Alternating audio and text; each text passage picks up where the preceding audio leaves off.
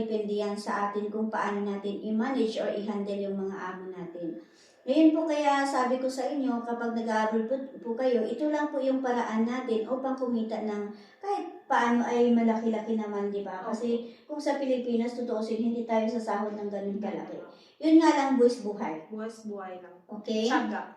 Tiyaga talaga. Marami tayong baon. Kailangan may baon tayong mahabang pasensya, sipag, tiyaga, at determinasyon, at yung hard works. Kailangan masipag po tayo. Kasi kung Disney princess po tayo galing sa Pilipinas, wag po tayong mag-abroad. Kasi dito, araw-gabi, nagtatrabaho tayo. Okay? Lahat kulang sa'yo. Kulang ka ng tulog, kulang ka ng pahinga, kulang ka ng kain, kulang ka ng love life. Lalo na may mga asawa, wala pang swerte, makulangan ka pa ng mister pag-uwi mo sa Pilipinas. Buti na lang ikaw ay single. Okay?